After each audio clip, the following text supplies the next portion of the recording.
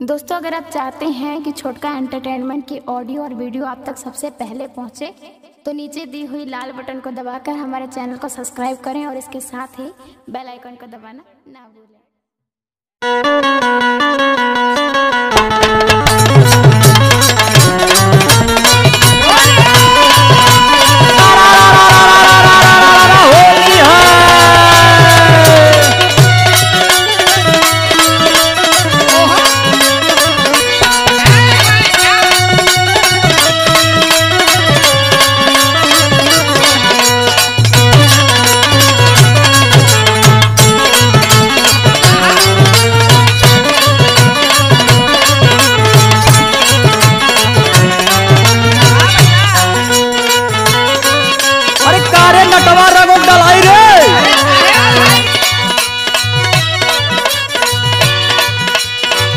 आइल फगुआ के बाहर रंगवा डालल जाई।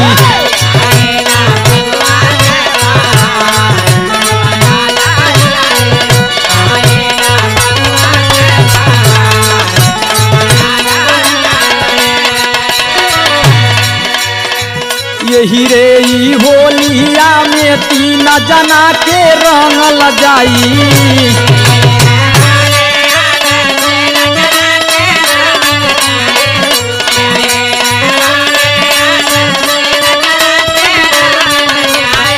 यही रे ई होलिया में तीन जना के रंगल जाई। सालिय सरहज भऊ जाई। सालिय सरहज भऊ जाई के रंगवा डालल जाई। साली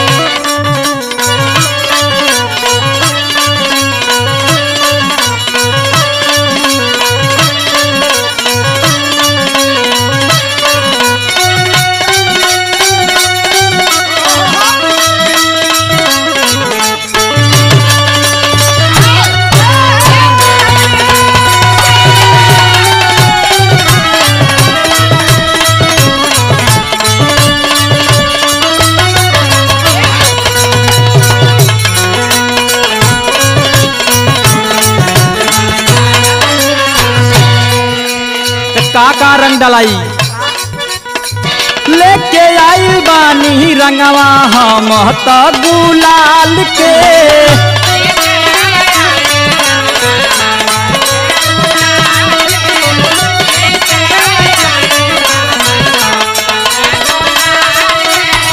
तानी रंगला साली अपन गोरे गाल के।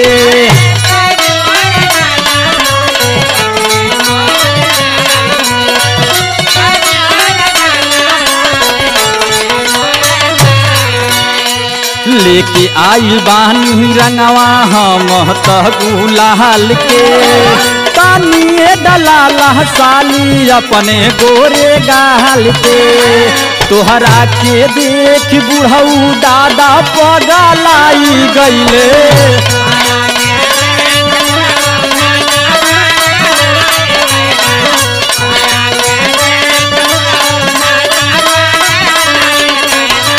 तोहरा के देख बुढ़ऊ दादा पगलाई गईले। गावेला जोगीरा ललकार। गावेला जोगीरा ललकार रंगवा डालल जाई।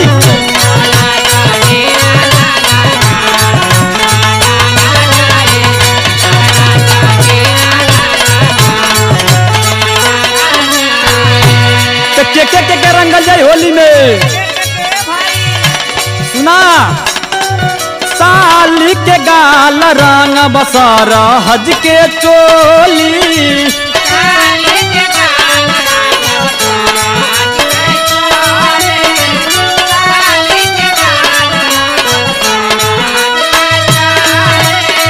भौजी के रंगल जाई पूरा रंगवा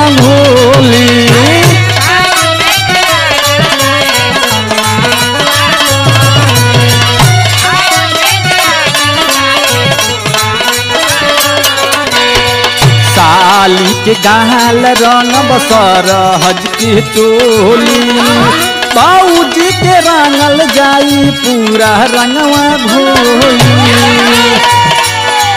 तीनों जाने के तीनों रंगवा से रंगल जाई तीनों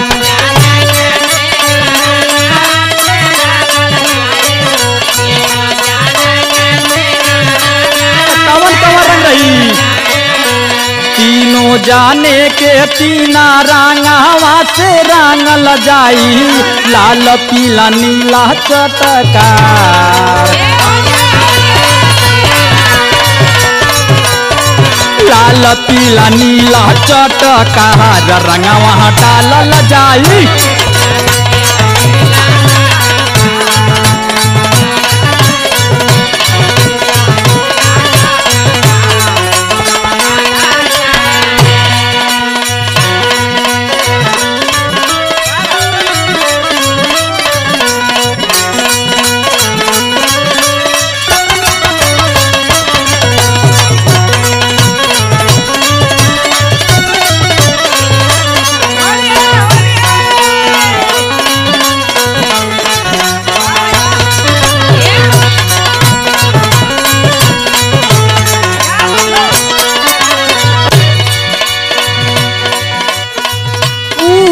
शिवसरे संग मुकेश रंग लगाई है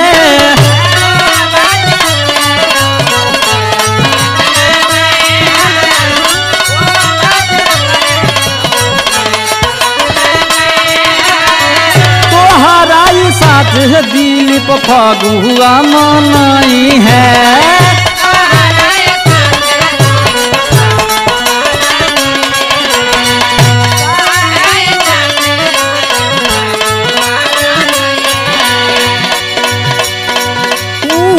शिवसरे संग मुकेश रंग लगाई है तुहराई साथे दिलीप फगुआ मनाई है महमदपुर घर में हनागर थाना हो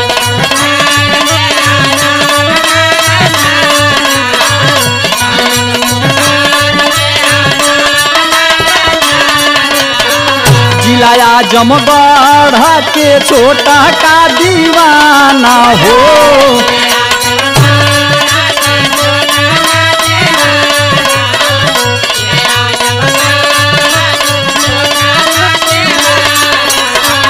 गावेला फगुआ ललकार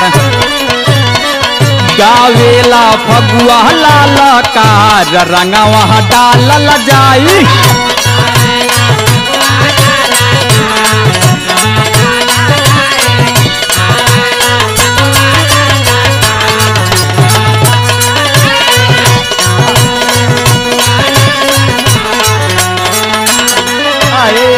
आइल फगुआ के बाहर रंगवा डालल जाई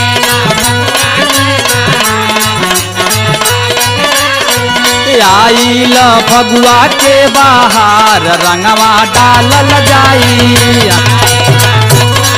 बाहर रंगवा डालल जाई आइल फगुआ के बाहर रंगवा डालल जाई आइल फगुआ के बाहर रंगवा डालल जाई आइल फगुआ के बाहर रंगवा डालल जाई।